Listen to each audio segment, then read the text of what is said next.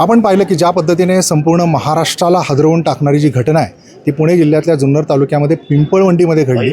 यानंतर हे जे ग्रामस्थ आहेत ते रस्त्यावर उतरून त्यांनी सगळा जो संताप आहे तो व्यक्त केला आणि इथले जे आमदार आहेत शरद सोनवणे, खरं तर त्यांचं हे गाव आहे पिंपळवंडी आणि इथेच ही घटना घडल्यामुळं खरं तर याची तीव्रता ही अधिक आहे। आणि आत्ता त्यांनी या कुटुंबाशी संवाद साधताना असं म्हटलेलं आहे की याला न्याय मी मिळवून देणारच, तर विधान परिषदेत मला तो जो जनतेचा जाण्याचा म्हणजे त्यांनी मला निवडून दिले त्यामुळे तिथे जाण्याचा हक्क आहे, असं एक वक्तव्य आता भाषणादरम्यानच त्यांनी केलेलं आहे। काय हे वक्तव्य तुम्ही केले की मला तिथे न्याय दिल्यानंतरच खरं तिथे उपस्थित राहण्याचा हक्क आहे? नाही, काय झालं की मी ज्या खुर्चीवर विराजमान आहे ते आहे सर्वसामान्य जनतेच्या हृदयाची खुर्ची।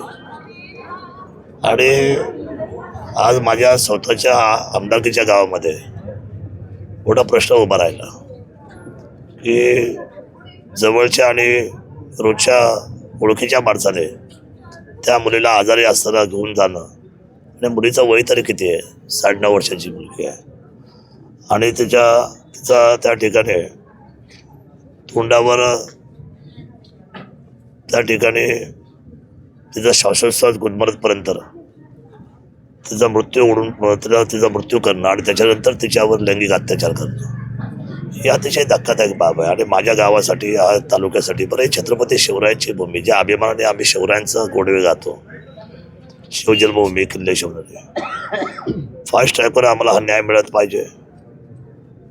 जरी अधिवेशन चालू झालं तरी तिथे मी पत्र देणार आहे उद्या शासनाला जाऊन की मी पाऊल टाकू शकत नाही, मला त्याची लाज वाटायला लागली आता या गोष्टीची। आता राजीनामा हा जर शब्द वापरला तर याच्यामध्ये काही लोक लगेच राजकारण सुद्धा करतील। माझं असं म्हणणं आहे की जी न्यायिक भूमिका आमची आहे की फास्ट ट्रॅकवर घेऊन लवकरात लवकर यांना फाशी होणं फार गरजेचं आहे। या कुटुंबाला शासनाकडे एखादी साबर, हे कसं आहे, हे 12 बेरोजगार लोक आहेत, SC ST ज्या कॅटेगरीचे आहेत ना, त्यांच्याकडं घटनेने सांगले याच्याकडे खूप हळूवारपणे पहा, खूप संवेदनशील पहा। कारण का तर यांना कुठेतरी नोकरी स्थान मिळू द्या। घटना घडलेली आहे, आता यांची मानसिकता आईवडिलांचा जर बारकाने विचार केला ती ढासळलेली आहे। ते शेतात गेली, काम करताना गेली तर ते सतत त्याच्या डोळ्यात त्या मुलीचा चेहरा, त्याच्या डोळे पाण्याच्या बरोबरीने असं त्याच्या अंगात रान राहिलेलं आहे। आता मी 2 दिवस पाहतोय, एक अन्नाचा कण त्याच्या घशाखाली उतरत नाही आहे, पाणीसुद्धा आईबाबांना जबरदस्तीने पाजावं लागतं। मग अशा परिस्थितीमध्ये ह्या कुटुंबाला आधार म्हणून शेवटी शासन कुणाचं असतं, शासन हे जनतेचं असतं। सहानुभूतीपूर्वक ह्या असलेल्या मंडळींसाठी आपण एक नोकरी त्या ठिकाणी प्राधान्य द्यावी, अशी शासकीय नोकरी, ती पण अशी माझी भूमिका असणार आहे। आणि दुसरी महत्त्वाची गोष्ट की ह्या कुटुंबाला जी आर्थिक मदत लवकर करते, ह्या कुटुंबाला राहायला घरसुद्धा नाही आहे।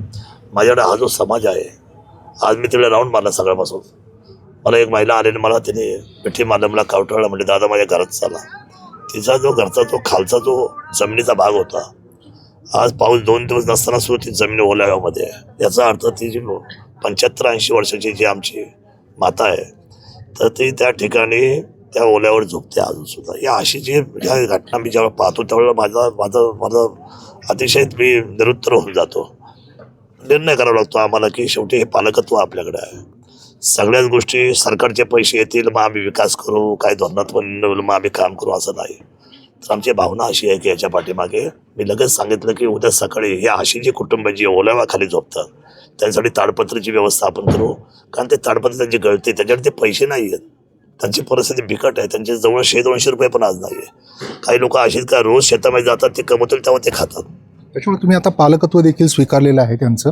आणि मुळात NDTVने सर्वात पहिल्यांदा जो रास्ता रोको तुम्ही आता भाषणादरम्यान म्हणालात की तिथं खरं तर अजून बहुसंख्येने तिथे यायला हवं होतं। NDTVने सगळ्यात पहिलं लाईव्ह ही बातमी महाराष्ट्राला दाखवली आणि सगळ्यात पहिलं आम्ही याच्यावर बोललेलो आहे, काय सांगाल? मी NDTVचा आभार मानतो, त्यांनी माझ्याशी कॉन्टॅक्ट केला। मी त्यावेळेला दिल्लीला होतो। खरं तर हे माझ्याकडे जे काय आता उद्या बेबड सफर आम्ही चालू करतो, मध्ये बिबट्याचे खूप प्रकरण गाजलं होतं राज्यभरामध्ये, त्याच्यावर आम्ही उपाययोजना केली। मी बोलतो कमी आणि काम जास्त करतो, तर मी त्याच्यावर खूप उपाययोजना केल्या आणि आता बिबड आमच्याकडे तसा बऱ्यापैकी जो वादाचा विषय होता तो जरा शांत केला। तो कसा केला, त्या उपाययोजना कशा केल्या हा विषय मी बोलणार नाही, कारण त्या काही गोष्टी आम्ही कायद्याच्या चौकटीच्या बाहेर जाऊन सुद्धा केलेल्या आहेत। पण तो विषय असा आहे की आमची लोक सुरक्षित राहायला पाहिजे, त्याचं सगळ्यांचं संरक्षण माझी जबाबदारी आहे। त्यामुळे मी बाहेरगावी असताना मला NDTVचा फोन आला, मला काही लोकांचे फोन आले की अशी घटना घडली, माझा विश्वास बसेना.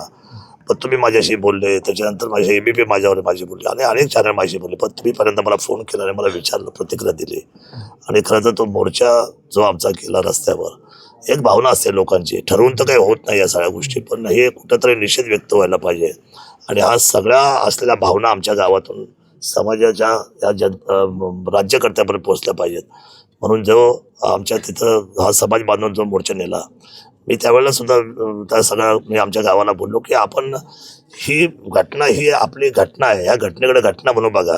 याच्यामध्ये जात पात पक्ष काय असूच शकत नाही, ही विकृती आहे. त्या विकृतीमध्ये मग गावाने तातडीने संपूर्ण गाव बंद करणं आणि सर्वांनी एकत्र येऊन आज 4-5 हजार लोकांनी रस्त्यावर जाणं ही काळाची गरज आहे.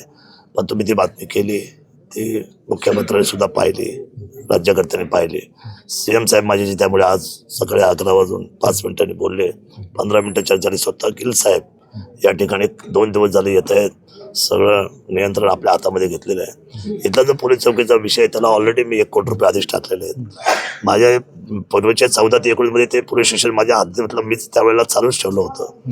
मधल्या 5 वर्षामध्ये ते नादुरुस्त झालं म्हणा किंवा मी आमदार नव्हतो, पण ती परिस्थिती थोडी बिकट झाली. मग आता मी पुन्हा लक्ष घालून ओतूरच्या पोलीस स्टेशनला 6 कोटी रुपये आणि या पोलीस स्टेशनला 1 कोटी रुपये असे 7 कोटी रुपये आपण आणले.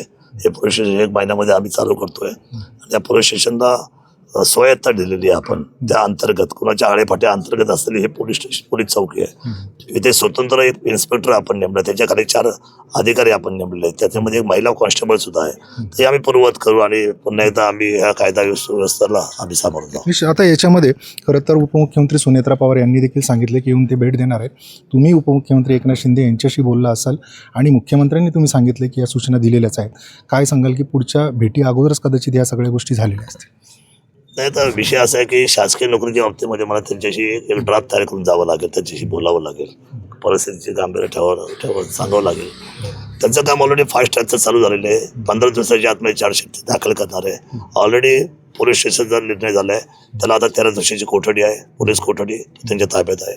आणि 15 दिवसामध्ये ज्या वेळेला हे संपूर्ण चार्जशीट दाखल होईल त्यावेळेला हे सगळे पुरावे जोडून त्याच्यामध्ये मागणी केली जाईल की आमची केस पहिल्यांदा फास्ट ट्रॅकवर घ्यावी. फास्ट ट्रॅकचा अर्थच असा आहे की तातडीचा निर्णय. तो तातडीचा निर्णय मला खात्री आहे की त्याला 55 दिवस लागले, आम्ही कदाचित 30-35 दिवसामध्ये हा न्याय घेऊ.